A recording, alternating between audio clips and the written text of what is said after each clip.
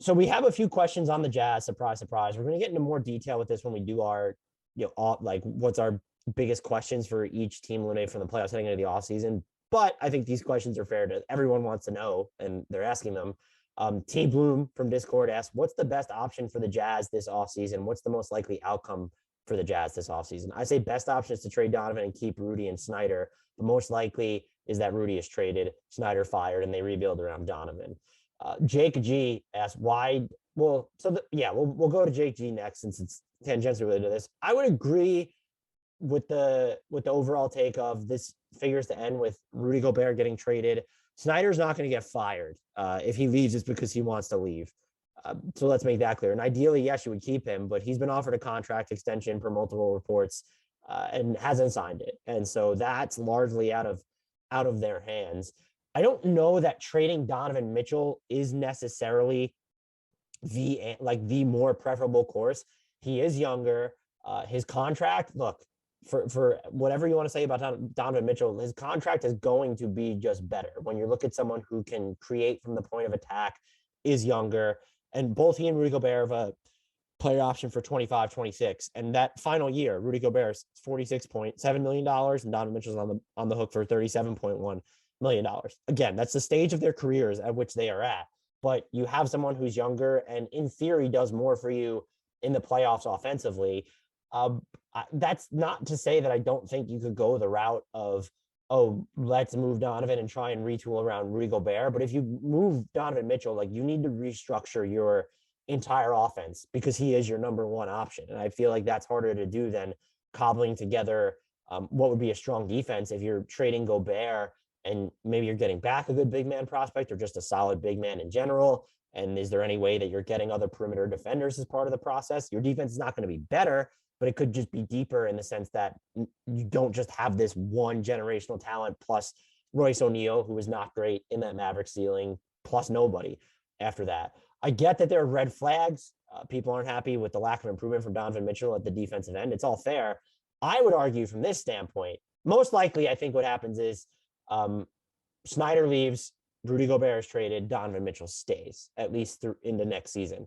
What I think should happen is if you're going to trade Rudy Gobert, why are you keeping Donovan Mitchell at that point? Like if you're going to trade one of these guys, you're not getting better in any case. And Donovan Mitchell, I would say specifically, like that's the package that you're not flipping Donovan Mitchell for another star. Like you could, if you wanted to get like a Jeremy Grant, or even if like Atlanta probably wouldn't love the fit, but they're like, we'll give up John Collins for like, you're not getting better for that. And I'm sort of the mind, yes, I know that there's the realities of the market and we know how much Ryan Smith has bought this team for and wants to keep fans in seats, but like the Jazz fans, like they're super loyal. Like those are people that are going to put butts in their seats. And I'm sure they would understand a pivot if both their stars are unhappy. I just don't know what you do. Like you're rebuilding regardless of who you trade is my point. You can call it a retool, a renovation. I think you're more likely to move Gobert and be better while keeping Mitchell than you are to have Gobert and still be better while trading Mitchell. The on-off data can support different facts there, but Rudy Gobert is about to turn 30. He can't anchor your offense. And even if it's better for next season, I don't know long-term that you are in a more favorable state by keeping him over Donovan Mitchell. So there's the potential to have that lateral move where, if you trade Rudy Gobert for like Clint Capella and stuff from Atlanta, how much worse are you? I would still argue significantly worse because of how good Rudy Gobert is, but you're better than keeping Gobert and trading Donovan Mitchell to the Knicks for a bunch of picks and like some of their young players like quickly and all the picks. Even if you're getting RJ Barrett in that, you're still in the throes of a rebuild. Rudy Gobert's not taking that team into title contention.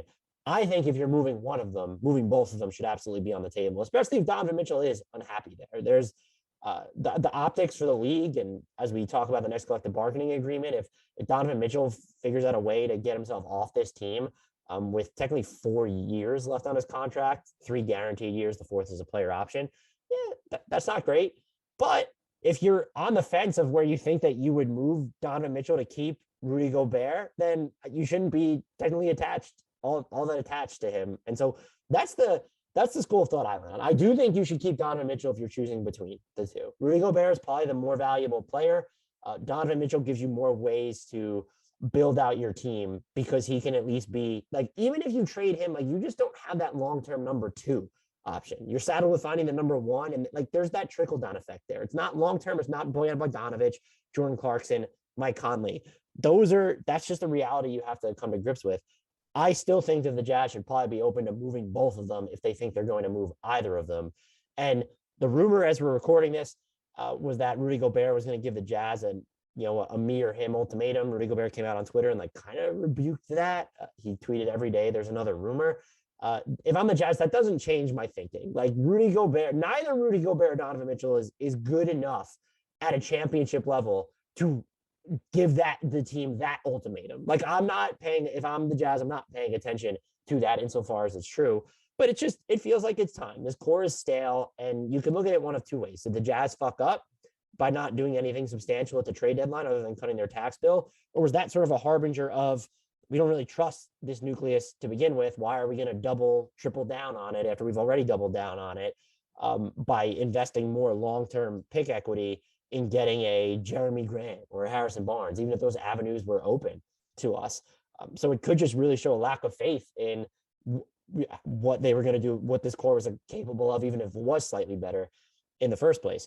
Would I rule out the Jazz running it back? I almost at this point would. And I think because you can argue that Quinn Snyder seems like such a flight risk, even losing him would be like this huge material loss.